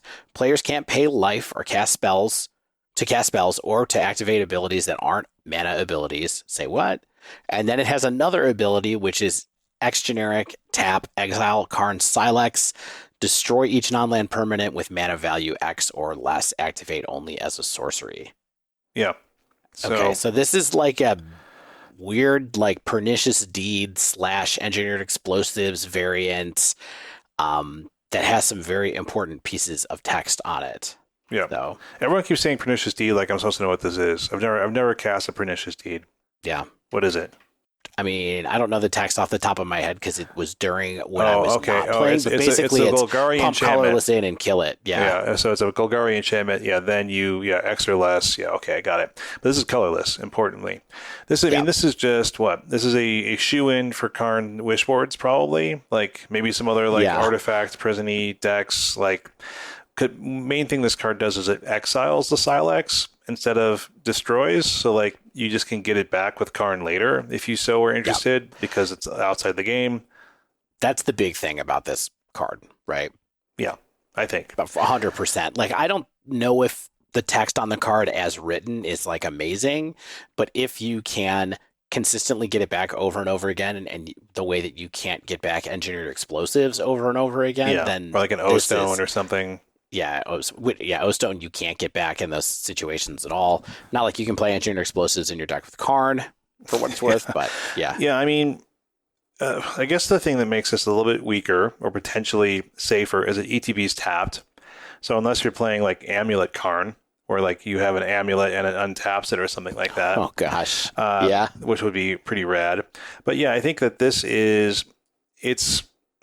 it's dangerous but safe because it's a little bit slow. I think the static text is mildly interesting, where it's like, yeah, you can't do Yawgmoth things and you can't fetch that kind of stuff. But it's like, that text is there because like Karn already had stuff that did that, like Pithing Needle, and it had stuff that swept the board like Ratchet Bomb or O-Stone or things like that if you wanted to. But like, it's just it's recurable, and we've seen what that can do with like Ren and 6. Yeah, I mean the huge difference here too between this and engineered explosives is that engineered explosives, you said you have to pick the number when you cast it. Not only that, it only kills things that are equal to the number of counters. Yes, this is a big this is umbrella. Or less. This is or less. This is like I can make this as big as I need to and get rid of everything that's on the board. Yeah, that's besides my Ulamog. Or 6 or less. Yeah, exactly. I mean, it's kind of like it's a little bit like casting Ugin, where and doing the minus X on Ugin, where you're kind of like, oh my god, when that happens to me, I'm like, okay, I guess I just lose everything forever, and the game is just over because Ugin gets rid of all the cards. Yeah, I think it's good. Yeah. I think we'll see play. I think it'll be part of every Karn deck. Will at least try this for a while, and it likely will be around. Yeah, and it's certainly going to make a splash in mono green in Pioneer as well. I know we're talking in our modern section here, but really these just are turning out to be the most powerful cards that we've seen so far in the set, and this is just the next one. Yeah, it's like this is the modern power level, which I usually imagine trickles down to Pioneer. As long as there's enough decks that would actually use it. Like the next one, I don't know if it really has a Pioneer home. I think it has a modern home. And a Legacy home, apparently. People are very excited about this in Legacy. Rundvelt Hordemaster for 1 and a red. It's a Goblin Warrior 1/1. It's a Goblin Lord. Other goblins you control get +1/+1, so a 2-mana Lord. And whenever it or another goblin you control dies, you can exile a top card of your library. No, you do exile a top card of your library. If it's a goblin creature card, you may cast that card until the end of your next turn. Yeah. Top tier Lord, right? Oh, this card is absurd. Yeah, really good. Well, how does this not cost RR? You know, I guess if you want to be Rakdos goblins and you have a little bit easier mana. it's crazy. This card is really unbelievable. It pumps and it lets you draw cards. And of course, one of the big things with Goblin is now there's so many pieces that do so many different things available to Goblins, especially in Modern. But there is an important card that's available in both Pioneer and Modern, and that is Skirk Prospector. Yeah. And if you don't remember that card, you probably should. It's a Goblin. It's 1/1. It costs red, and it just says sacrifice a Goblin. Get a red mana, basically. And so if you have a sack outlet that goes with Rundvelt Hordemaster, you can sacrifice whatever goblins you have, and it's not even goblin non-token goblins that do that lets you draw cards. It's any goblin at all. So you could just be sacrificing stuff, getting cards, and with Skirk Prospector, you're getting mana as well. So you're kind of just like burning through your deck, looking for, who knows? Maybe you're looking for, I don't know exactly how this is going to be constructed, but you could be looking for your Snoop, or you could be looking for your Bogart Harbinger, or you could be looking for a Matron to go get those, and all kinds of stuff in the combo version of goblins. And then it's potential that there's one that just really leans really hard into the Sling Gang Lieutenant, where you just set up a huge turn, make a bunch of stuff, spend a bunch of mana, sack a bunch of things, and kill your opponent directly.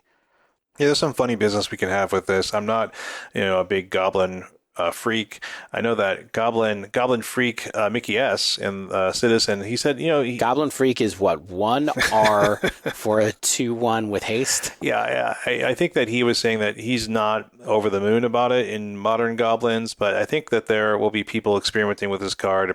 It's a very good lord, and it does what Goblins wants to be doing. And so I think if, all those things sort of work to be the peanut butter and chocolate. Yeah, I mean, there are draw engines available to goblins, like Ringleader is a really good card. This is just one that you can fire off whenever you want if you have the sack outlet. So I don't know. Yeah, I think it's good. It's wild. All right, those are the cards that I picked out sort of like as our modern power level. Did you see anything else yet that I missed? There's one card that I thought was interesting that I thought maybe we could talk about, that maybe it's Pioneer, maybe it's Modern, but did you look at Founding the Third Path? No. Is that a self-help book? Yeah, exactly. It's just what I've been doing a lot lately. I've just been founding the third path. I hope you'll join me on my new podcast, Founding the Third Path. Comes out Sundays. It's a saga. It has a read ahead. It's a generic and a blue. And it says you may cast an instant or sorcery spell with mana value 1 or 2 from your hand without paying its mana cost. Then the second one is target player mills 4 cards, and then the third one is exile target instant or sorcery card from your graveyard, copy it. You may cast the copy. Okay, so it's kind of like a Snapcaster. So how much does it cost? Is it 1 in the blue? Yeah. Oh wow. What is the first thing? You just get free mana back. You get to cast a 1 or 2 mana value 1 or 2 spell from your hand without paying its mana cost. So you just get free. You get a permanent. And then you get a spell for the cost of that permanent. Correct. And then it does more stuff to snap something back later. Yeah. And it's anything from your graveyard. But you have to pay for it. They're instants or sorceries, and you have to pay for them. Okay. Yeah. So there's not a lot of cheaty stuff you can do, but there's just it's just a value card. Yeah. I mean, I think it's a value card. I think it's also a spell trigger card. Oh, yes. So when I see this, I think about prowess. Oh, yeah. Builds. I don't know if that's in Pioneer only, or if it's potentially in Modern, maybe, but probably not in Modern. But that was what I saw there. That kind of felt like, okay, double spell, make it happen, more reliable early on. So the first chapter is where I think this card actually becomes okay, right? Where it's just like it is mana neutral and cardboard positive. Right. So that's a thing. And that's like fine. Like, you know what I mean? Like you do have to have the cardboard in your hand to cast, right? So it's just kind of like, is it air? What does it do if you don't have a spell in your hand? Well, it's a Snapcaster, right? So and that sucks. Yeah. It's not even a 2/1. It's an enchantment Snapcaster. That's not great. Right. So I think that there's something there. Is it good enough? Probably not for Modern. I think is there like a spell slingy type deck? Is there a synergistic type deck that will want this in Pioneer? Quite possibly. Yep. Cool. Maybe. So that was the one that I saw that I thought maybe could be somewhere in between. But let's take a look at some of these other weird cards that were spoiled. We got a bunch of Pioneer. How about, yes, a lot. How about the one that I think everybody looked at and went, this is so cool and cute, and it's definitely going to see play. And now I'm not so sure where. Same. But I have some confidence that it is good. But the card is Phoenix Chick, which is one of the funniest. Well, like, I don't know why that's so funny to me, but like it's hilarious that it's called that. Okay. Phoenix Chick is a red mana for a creature Phoenix. It's surely the cheapest of the Phoenixes. It has flying and haste. It is a 1/1 and it cannot block. However, the last line of text says, whenever you attack with 3 or more creatures, you may pay red. If you do, return Phoenix Chick from your graveyard to the battlefield tapped and attacking with a 1/1 counter on it. Okay, this card is sweet. Yeah. And it looks good, but is it It has good? It has one home. You think it has one I think home? it has one home. Okay. The Embercleave decks run 2 Swift Spears right now. Okay. I think this is better than Swift Spear. Because it flies? Because it flies. And it comes back. It's a better late game damage with Torbran. Like, let's say it's a better just like lethal swinger than like 2 Swift Spear are.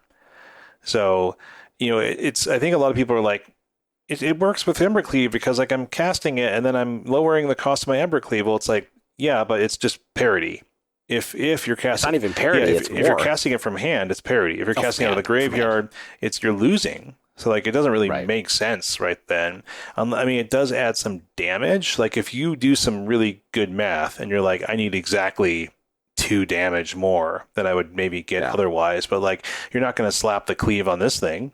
Do you know what I mean? Like unless you need 6 direct flying with no blockers. Yeah, or something. I mean, like, if you really figure it out and it's like exactly perfect, but I don't think that's going to come up as much as just having like flying 4 damage off of Torbran.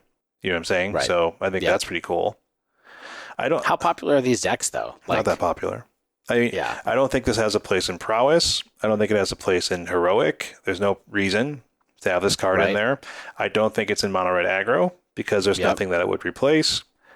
Swift Spear in Embercleave doesn't make a lot of sense because there's not a lot of spell triggers there. I think this makes sense there, but I don't think it's really just about the haste, for Swift Spear. That's it. I don't think it makes any deck much better besides that, and I don't know how much better it makes it. It doesn't like make Embercleave tier 1. I think it's just like here's a cute option. Yeah, and I think one of the biggest indications to me was if you look at the Phoenix that was in Big and Hollow 1. The Flamewake Phoenix, which is one of the most playable Phoenixes that we've had the last, 5, 6, 8 years at this point. That's a 2/2 that has haste and flying. It costs 3, but you could discard it. And if you had Ferocious, if you had a creature with 4 mana or greater, when you attacked, you could bring it back for a single red mana. Yeah.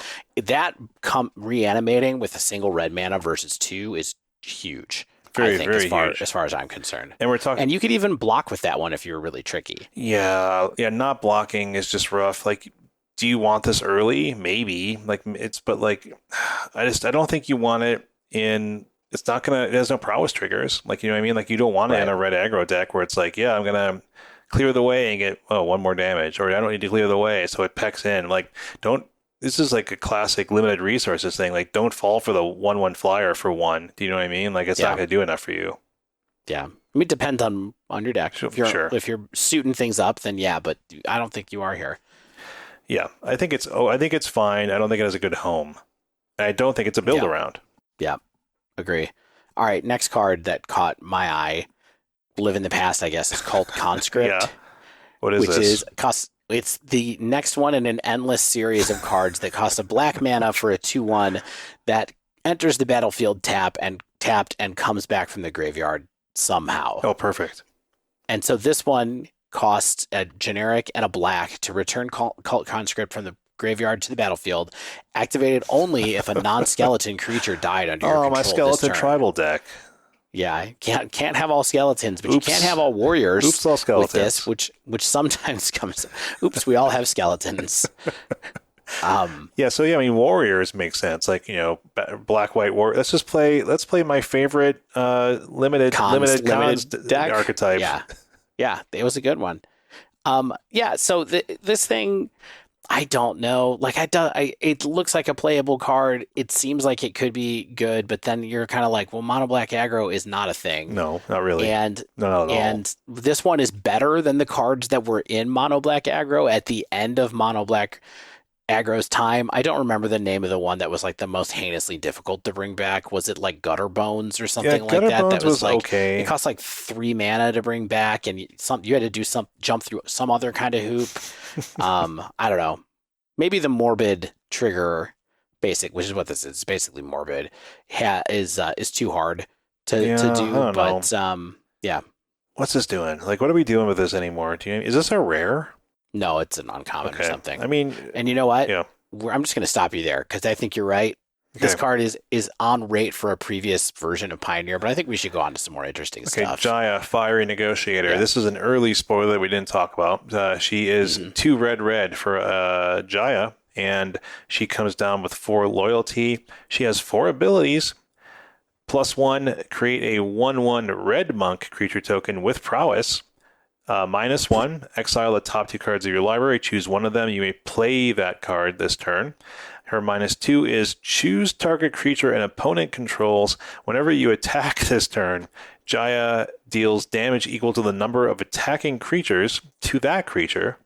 And then her ultimate -8, you get an emblem whenever you cast a red instant or sorcery spell, copy it twice. You may choose new targets for the copies. Basically win the game in any deck probably that would run her. So we got a new walker. We got a new walker with 4 options. Seems like kind of a generally strong red mid-range threat, like, plussing to make threats that can do a lot of work for you here.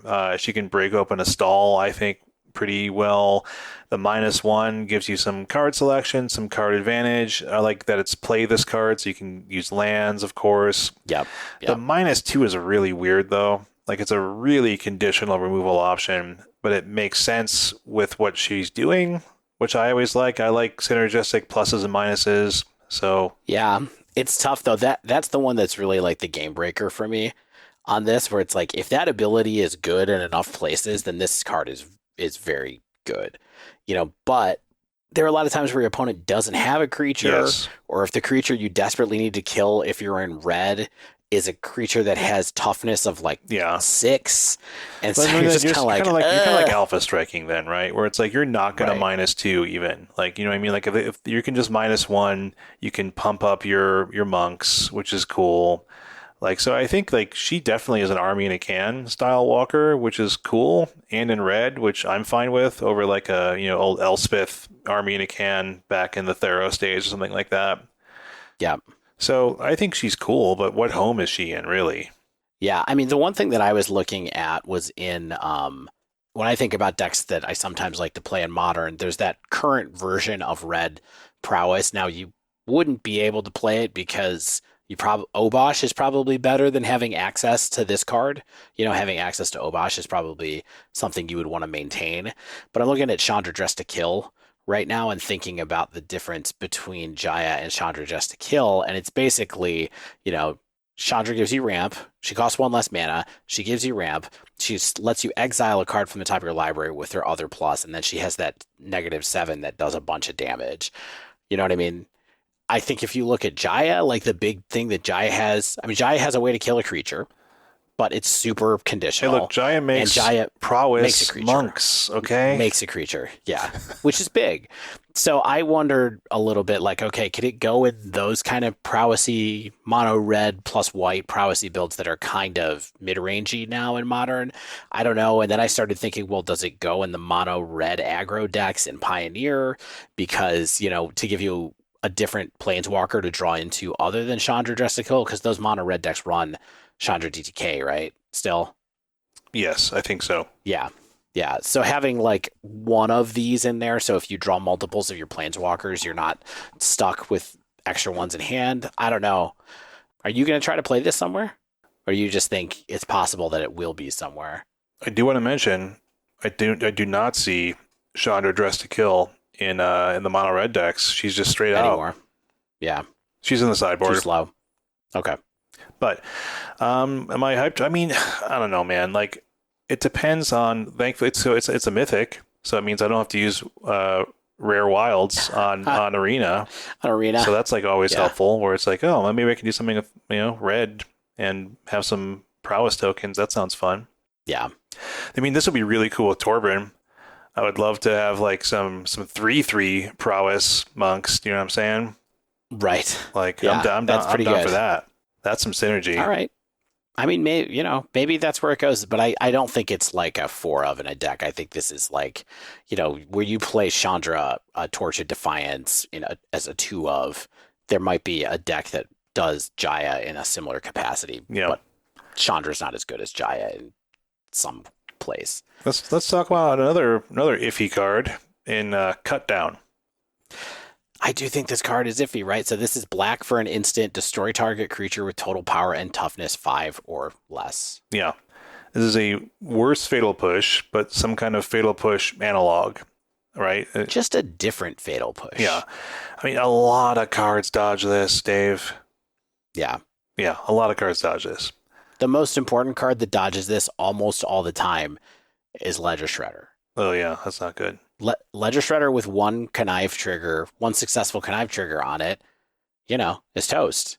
This you're never going to get through this, and Fatal Push is a zillion times better in that spot. So that just almost makes me feel like there's no shot for this card, but I don't know. I mean, I think it's Pioneer-ish power level. It's 1 black mana. Like all of our other sort of black removal options feel like they've always, they've been like various Doomblade variants for a million years, right? And so this gives us a Fatal Push variant that, I don't know, is it better than like Bloodchief's Thirst? I don't know. Is it? It's an instant. It's an instant. And Bloodchief's Thirst is that sorcery. But Thirst like scales late game. It hits Planeswalkers late game. Yeah. I mean, that's the kind of stuff that you want. And I just feel like this is going to get outmoded so quickly. Like maybe sideboard where you're like, I know I'm going to have a lot of targets for this, and I'm in a metagame where I need to shore up that matchup, and I just need more Fatal Pushes type thing. Yeah. Like, maybe mono blue spirits, right? Like, I think there's a lot of targets here for mono blue spirits.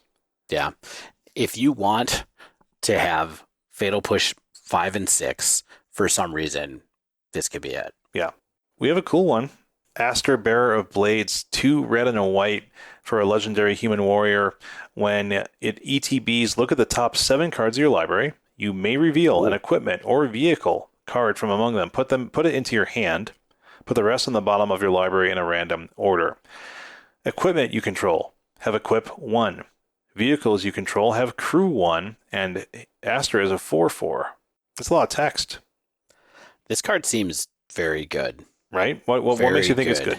I think this card seems good for making Colossus Hammer potentially a thing in Pioneer. Yeah. That's what I think. Yeah. Because it searches and cheats it. I don't think there's a vehicle that has a similarly excellent payoff, although I'm sure there's some ridiculous ones that have equip 7 there or are some, equip yeah. 6. But how do you get them on the battlefield? You That's gotta the pay problem. for them. I think there are some cheaper high crew cost vehicles out there. The one that comes to mind for me is Consulate Dreadnought. Yeah. Which is something that I've played around with a little bit in Modern. With oh yeah, I forgot about that. Remember that? And it's like a 7-11 with equip 7 or something, but it costs 1. Yeah, like crew 7. mana. Yeah, sounds right. Yeah. So I mean, maybe that's the thing if you want to try to get into that kind of stuff. But I really think that the Colossus Hammer kind of shell is sort of close in Pioneer already. Yeah. There's just no pure steel paladin. Yeah. I mean, so our buddy Frank said there's about a 40% chance of revealing a hammer if you run 4 of them, which makes sense because like your opening hand is 7. And if you have 4 cards in your deck, it's like a 42% or something like that, 40% chance to have a card in your hand. So same deal there. Right. So you do need a good amount of other good equipment or weird vehicles that you want to be tutoring for in some way. Yeah, or you just need another plan. Exactly. Not necessarily more equipment. It can be vehicle, like you said, and maybe it's just Colossus Hammers and Consulate Dreadnoughts all the way down, and that's all it is. Yeah, I mean, it's a cool card. I definitely think that people are going to be playing this. You will play against this on the ladder. You will find people who are experimenting with this day one. Yeah, I mean, the other thing to note is that there was a deck on Goldfish a couple of months ago that was a Colossus Hammer and Pioneer deck. There's already Sigarda's Aid in Pioneer, of course. You have access to that. And then you also have access to Fighter class from the Forgotten Realms set. And Forgotten Fighter class lets you search your library for an equipment card, reveal it, put it in your hand, and shuffle. That's its first level. And so it's kind of like a bad version of Steel Shaper's Gift if you want to be able to try to do that kind of thing, and make sure you have it when you have the equip to cheat or when you have the aid. So you have kind of the 3-card package that searches, reduces, equips, kind of triangle between those 3 cards. It could be enough to have it get there. I'm all for it because I doubt it will be broken, but I'm all about having fun. So yeah. I added one today, Dave. This is a surprise for you. Okay. This is all for you. And it's Rona's Vortex. Okay. It's a blue instant with kicker 2 black. Return target creature or planeswalker you don't control to its owner's hand. If the spell was kicked, put that permanent on the bottom of its owner's library instead. This card's good, right? I think it's relevant early, relevant late. I think putting a card to the bottom of the library is basically destroy in Pioneer, and pretty much, I mean, this is not going to see modern play, but I think this has potential as like a really good unsummon. I mean, it's interesting.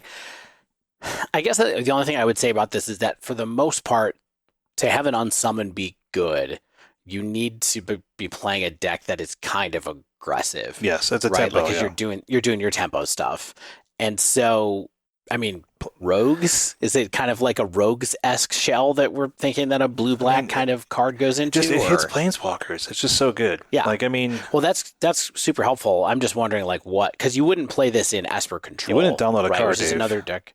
You wouldn't download a car, or would you? Yeah. Would you? But yeah, I mean, I don't know where you play this. I just think I think that unsummon effects are just, they're generally weak, right? Like, and it's, well, I mean, Brazen Borrowers right? kind of reestablished that recently. Yeah, but how many times? I mean, that's any permanent, and so it gets used in decks that you have to do hit cards with it. Exactly. Yeah, but so this one is, if you want a creature out of the way or planeswalker, I think it's useful. I just think you have to be pretty aggressive to want to be doing it, and so that's where I would be looking. It's a thing. Like, what kind of tempo deck can we be playing in blue-black to make this happen? That's why I thought of rogues. Yeah. It's not going to be like in Dimir Control or something. So I mean, it's just it's an interesting card in search of a home and perhaps in search of a Pioneer power level that's not actually there. Right. Yeah, and then what else do we have? Is there anything else that's really interesting to you? We have some cards that are in search of a format to be good in, perhaps. Like, I mean, we have some stuff down here like Shivan Devastator, which is like the X and a red Dragon Hydra with flying and haste, and it enters the battlefield with X/1/1 counters on it. So if you cast it for 5 mana, it's a 4/4 flying haste. And like, this doesn't really compare to like our other typical, Stormbreath dragons, Goldspan dragons, but like, I guess this can be cast for less. So it lets you do more scales to whatever you want. Yeah, but is that always good? I don't know. I mean, I think it's nice to be able to fill your curve out with a card, right? If you draw 2 of these, you don't have 2 5-drops. If you have a ton of mana late game, you can fly over and hit somebody. If you have a deck where you can make just a ton of mana, you can basically Banefire someone with a creature, which it's a poor substitute because Banefire can't be countered or can't be prevented or whatever. So it's not quite exactly what you're doing.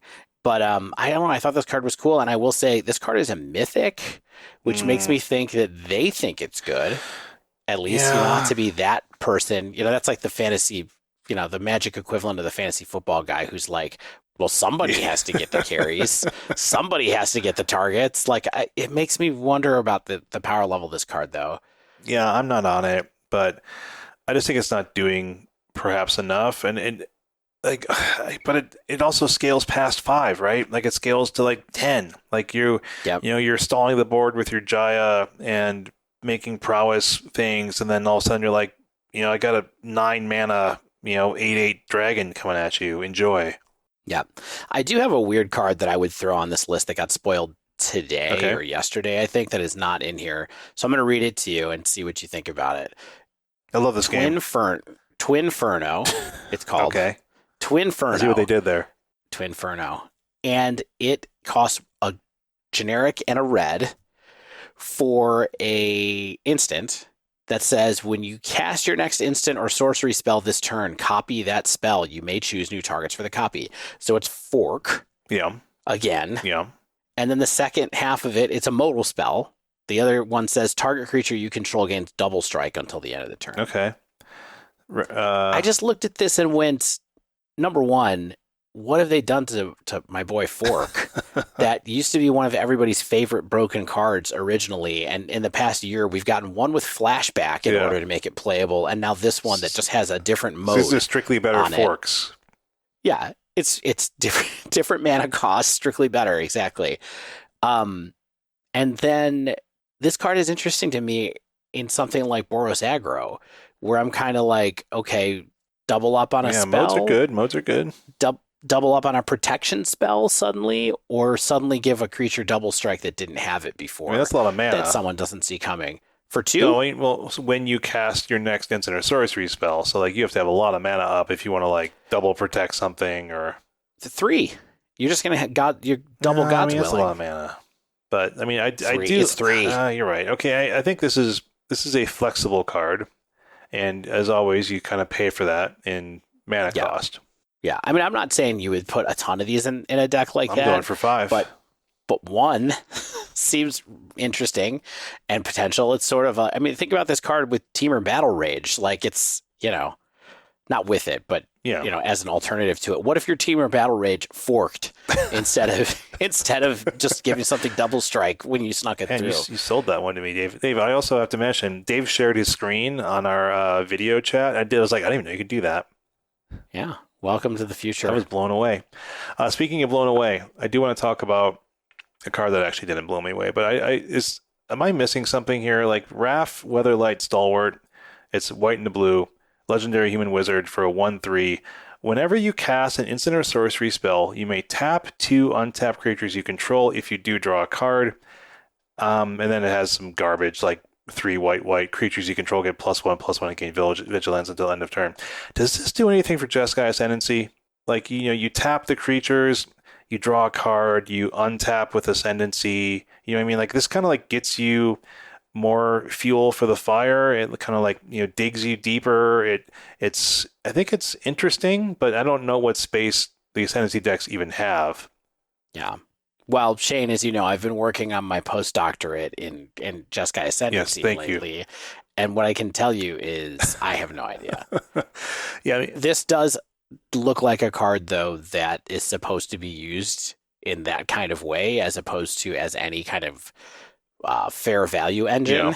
So I'm just going to say maybe. Sure. Yeah. If you see it, tell them I said it first. Yeah. Well, this is clearly the card that we just missed, and now we're going to talk about it. Yeah, perfect. Like this is the one that's going to be the $25 uncommon or whatever Raff is. Yeah, I'll take it. So yeah, I mean, let's save some more randoms perhaps for the next episode. I think we've covered a lot of surprisingly decent cards. I'm a little bit frightened about some of the stuff that's going to be hitting Modern in Temporary Lockdown and Karn Sylex, but yeah. I don't know, Dave. Here's our non-break wind down. How you doing? How's that dog? How's everything going? I'm exhausted. I've been getting up at 3:00 in the morning to walk a dog every night. Oh my God, I'm exhausted. That's bad. So it's a new kid. It is. It's a baby. It's literally a baby. I mean, literally is. Yes. I mean, it's a cute baby. Marvin looks really cute. Yes. I want to pet Marvin. Looking forward to seeing him. Hopefully soon. Yeah. But yeah, with that, I'm going to take us on out of here. That wraps up this week's show. If you have not, subscribe to our podcast. You get the latest episodes as soon as they come out. If you use Apple Podcast, you can leave us a star rating. A review is always awesome. We always shout out those reviews when we get them. You can also go on to Spotify, leave us some stars there. I know a ton of you have. So as people keep using, what's weird, Dave? Like 20% of our listeners are on Spotify now. I know. That blows my mind. Podcast industry has really changed over the last couple of years. Yeah, if you're still listening, and you're interested, we've gone from about 10% to 20% over the last 4 years. If you'd like to submit a question about our podcast metrics or reach out to us, tweet us at the Dive Down, all one word. You can email thedivedown@gmail.com. If you want to support the show, which I know you do, go to patreon.com/thedivedown. Shout out to Mana Traders for continuing to sponsor us and work with us. Use promo code TheDiveDown15 for 10% off your first 2 months of renting Magic Online cards, and try not to keep them for 4 weeks. Amazing shaving soaps, body soaps, fragrances, all that. Barrister and Man. Use code TheDiveDown15 for 15% off your first order there. Nerd Rage Gaming, our pals over there, go to their events, and if you order paper cards from them, use Dive8 for 8% off your order. As always, thank you, Nowhere. Thank you, Spaceblood, for letting us use their music. And until next week, get out there and polish Karn's Sylex!